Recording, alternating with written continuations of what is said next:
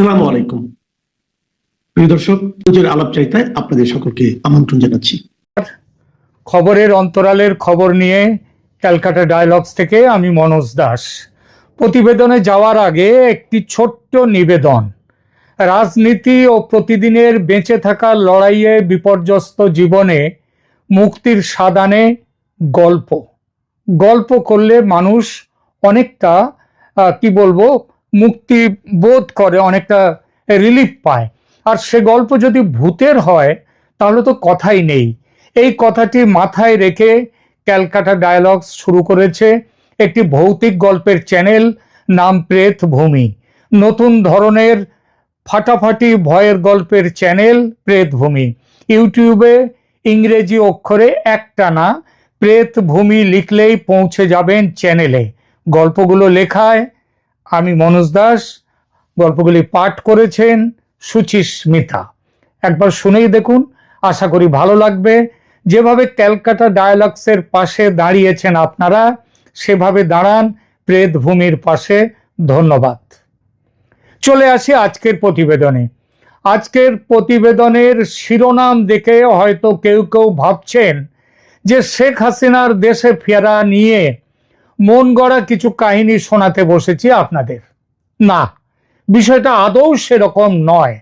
শেখ হাসিনার দেশে ফেরার কথা আমি বলছি না, এ কথা বলেছেন নেত্রী স্বয়ং।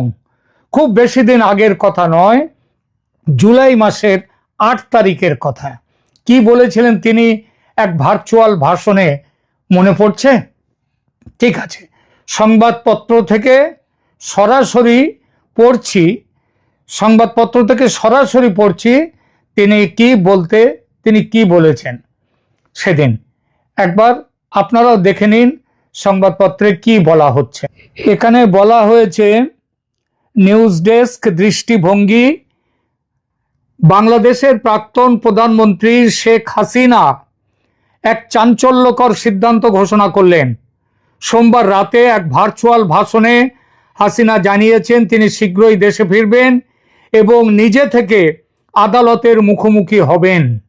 তার স্পষ্ট কথা, দেশে ফিরে মামলার মোকাবিলা করব, দেখব কত ধানে কত চাল। এই ঘোষণা যথেষ্ট তাৎপর্যপূর্ণ, কারণ এতদিন পর্যন্ত হাসিনা ও তার দল আওয়ামী লীগ আন্তর্জাতিক অপরাধ ট্রাইব্যুনালে, মানে যেটা ইন্টারন্যাশনাল ক্রাইমস ট্রাইব্যুনাল, সেখানে চলমান মামলাগুলিকে অবৈধ বলে দাবি করে এসেছেন এবং এসব বিচার বয়কট করার ডাক দিয়েছিলেন। ঢাকার আন্তর্জাতিক এরপরে একটু পরে লিখছেন, বলা হচ্ছে খবরে, সোমবারের ভাষণে শেখ হাসিনা আবারও এই বিচার প্রক্রিয়াকে প্রশ্নবিদ্ধ করেন, কিন্তু পাশাপাশি জানিয়ে দেন তিনি দেশে ফিরেই আদালতের মুখোমুখি হবেন এবং নিজের অবস্থান ব্যাখ্যা করবেন।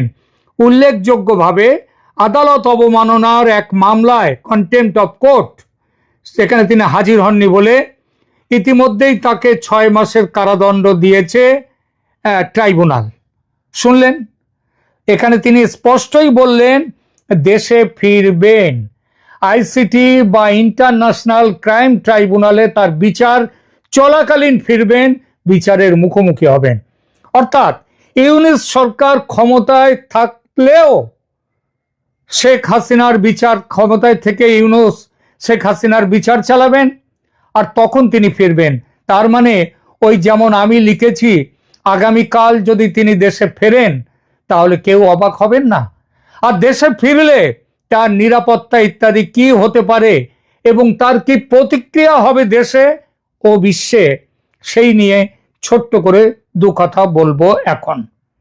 বুঝতেই পারছেন এই বিষয়, অর্থাৎ কি হতে পারে, এই সম্ভাব্যতা নিয়ে আলোচনা করতে গেলে আমাকে যেহেতু সম্ভাব্য, সুতরাং কল্পনার আশ্রয় নিতে হবে। কিন্তু কথা দিচ্ছি, সে কল্পনা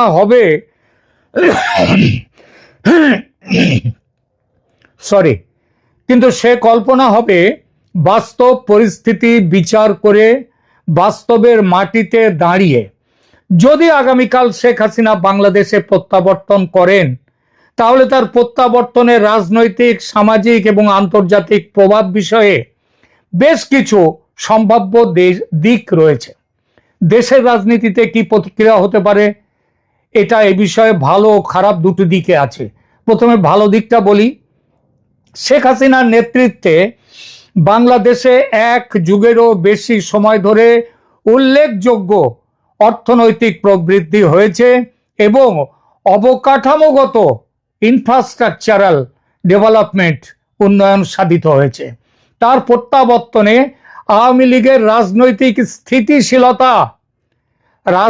স্থিতিশীলতা ফিরে আসতে পারে এবং দলের পুনর্গঠন হতে পারে। দলের যে বিপুল সংখ্যক কর্মী আজ হত উদ্যম হয়ে পড়েছেন, তাদের আশা ভরসা যেন অনেকটাই ভেঙে গেছে। তারা উদ্দীপ্ত হবে ভীষণভাবে হাসিনা ফিরে এলেন। সেই যে মরা গাঙে জোয়ার আসা বলে একটা কথা আছে না, সেটাই হবে। আর নেতিবাচক দিক, শেখ হাসিনার শাসনকালে দুর্নীতি, সরকারি নিয়োগে কোটা ব্যবস্থা ও মানবাধিকার লঙ্ঘনের গাদা গাদা অভিযোগ উঠেছে। এই অভিযোগের অনেকটাই যদিও রাজনৈতিক এবং ষড়যন্ত্র প্রসূত। তার প্রত্যাবর্তন কিছু মানুষের মধ্যে বিভ্রান্তি ও বিরোধিতা নতুন করে জাগিয়ে তুলতে পারে, বিশেষ করে যারা তাকে গণতান্ত্রিক প্রক্রিয়ার প্রতি অবিচার করেছেন বলে অভিযোগ করেন। কিন্তু এখানে একটা কথা বলতে হয়, 1 বছর আগে শেখ হাসিনার বিরুদ্ধে যতটা জনমনে বিরোধিতা ছিল, তার অনেকটাই কমে গেছে। আজ বাংলাদেশের মানুষ আজ খোলাখুলি বলছে এর চেয়ে শেখ হাসিনার আমল অনেক ভালো ছিল। রাজপথে জনতা স্লোগান দিচ্ছে, শেখ হাসিনা ফিরে এসো। এরপরেও যদি মানুষের পাশে এসে না দাঁড়ান তিনি, মানুষ কিন্তু মুষড়ে পড়বে এবং মানুষ যত মুষড়ে পড়বে, আওয়ামী লীগের ফেরার পথ কিন্তু তত দুরূহ হবে, শক্ত হবে। আন্তর্জাতিক প্রতিক্রিয়ার দিকে একটু দেখি।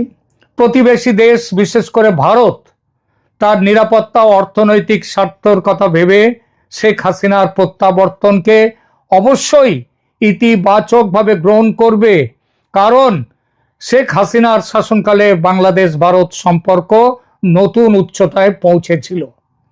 বিশ্বের অন্যান্য দেশ এবং সংস্থা তারা হয়তো শান্তি, গণতন্ত্র, মানবাধিকার পরিস্থিতি নিয়ে তাদের পুরনো অবস্থান অনুযায়ী সমালোচনা করবে শেখ হাসিনার, কিন্তু তাদের প্রিয়পাত্র ইউনূসের আমলে যেভাবে গণতন্ত্র, মানবাধিকার লঙ্ঘিত হচ্ছে বাংলাদেশে, সেটা হাসিনার আমলের তুলনায় অনেক অনেক বেশি।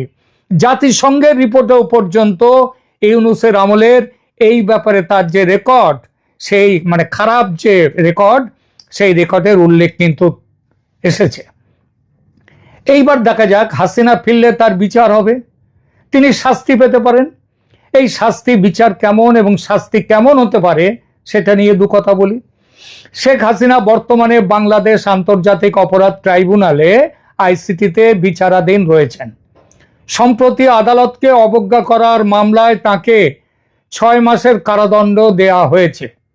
ট্রাইব্যুনালে তাকে মানবতা বিরোধী অপরাধ, বিশেষ করে 2024 সালের সরকার বিরোধী গণতান্ত্রিক প্রতিবাদের নির্মম দমনের জন্য দায়ী করা হয়েছে। এসব অভিযোগের অনেকটাই যে ভুয়ো, সেসবগুলো আজ প্রমাণিত হচ্ছে। যেসব হত্যাকাণ্ড হয়েছে আন্দোলন চলাকালীন, তার বেশ কিছু যে হাসিনার বিরোধীরাই করেছে, তাদের ষড়যন্ত্রের কারণে যে হয়েছে, এসব তথ্য সামনে উঠে এসেছে।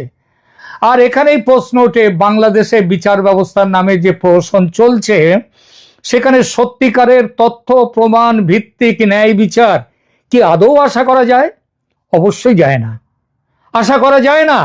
আর এখানেই সন্দেহ জাগে, তাহলে হাতে পেলে যদি বিচারের নামে চরম অবিচার করে বিচারহীনতার মাধ্যমে হাসিনাকে জুলফিকার আলী ভুট্টোর মতো ফাঁসি কাটে ঝুলিয়ে দেওয়ার চেষ্টা হয়, তাহলে কি হবে? দেখুন, ভুট্টোকে ফাঁসি দিয়েছিল সামরিক শাসক জিয়াউল হক। বাংলাদেশে সামরিক শাসন নেই। গত বছর যিনি আর্মি প্রধান ছিলেন, সেই ওয়াকারুজ্জামান আজও প্রধান। হাসিনার পতনের দায় তার উপর বর্তায় ঠিকই, কিন্তু হাসিনাকে হত্যা করার কোনো প্ল্যান যেমন সেদিন ছিল না ওয়াকারুজ্জামানের, তেমনি আজও নেই। মনে রাখতে হবে, হাসিনার ওপর মানুষের ক্রোধ সেদিন যে উচ্চতায় ছিল আজ তার থেকে অনেক নেমে এসেছে। এই পরিস্থিতিতে হাসিনার প্রাণ সংশয়ের আশঙ্কা নেই বললেই চলে। কিন্তু বিচারে যদি প্রাণদণ্ড দেয়া হয়, এখানে কথা হচ্ছে ভুট্টো কিসের জন্য প্রাণদণ্ড পেয়েছিলেন? তার এক রাজনৈতিক বিরোধীকে হত্যার দায়ে অভিযুক্ত হয়ে সামরিক আদালতে। বাংলাদেশের শেখ হাসিনার যে বিচারের কথা হচ্ছে সেটা কিন্তু সামরিক আদালতে নয়। ভুট্টোকে আপিল করতে দেয়া হয়নি,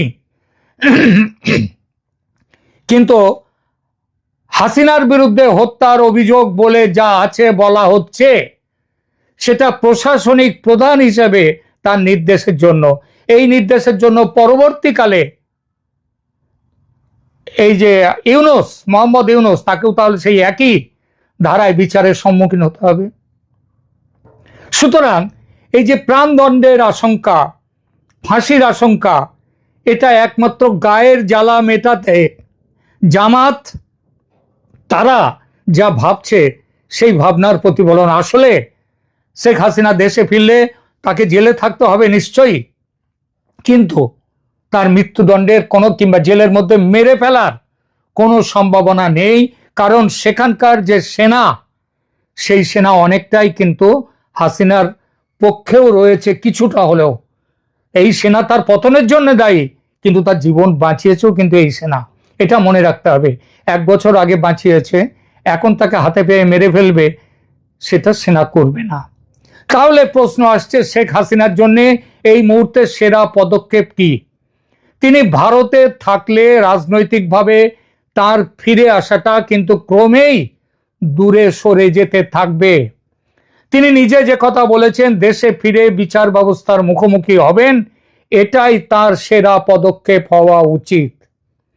ইন্দিরা গান্ধী জরুরি অবস্থার পর নির্বাচনে হেরে যান ভয়ঙ্করভাবে, তাকে জেলে পাঠানো হয়।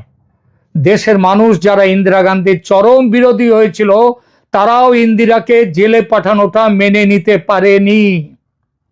ইন্দিরা ফিরতে পেরেছিলেন উইথ ফ্লাইং কালার্স, আরো বিপুল জনসমর্থন নিয়ে। জেল যাত্রার এইটাও সুবিধা, রাজনৈতিক নেতারা জেলে গেলে তাদের যে সাপোর্ট বেস, জনপ্রিয়তা, সেটা বহুগুণ বেড়ে যায়। হাসিনার ক্ষেত্রেও সেটাই হতে বাধ্য। এবার আলোচনায় দেখব কবে তিনি ফিরতে পারেন। বিশ্বের এবং বিশেষ করে দক্ষিণ এশিয়ার ভূ রাজনৈতিক পটভূমির দ্রুত পরিবর্তন হচ্ছে।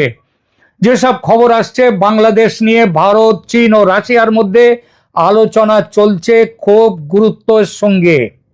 আমেরিকার কাঠপুতুল ইউনূসকে সরিয়ে হাসিনাকে ক্ষমতা ফিরিয়ে দেওয়ার পথ ও প্রস্তাব নিয়ে আলোচনা চলছে।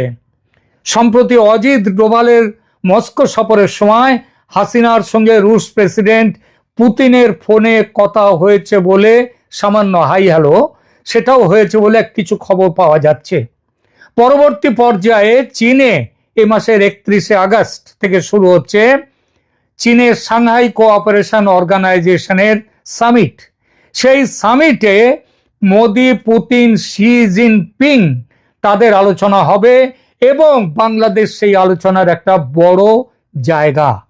বাংলাদেশে আমেরিকার ঘাঁটি স্থাপনের বিরুদ্ধে, সৈন্য ঘাঁটি স্থাপনের বিরুদ্ধে ভারত, চীন, রাশিয়া, সেই আলোচনার পরপরই শেখ হাসিনা দেশে ফিরে যাবেন। জেলে থাকার জন্য প্রস্তুত হয়ে যাবেন তিনি।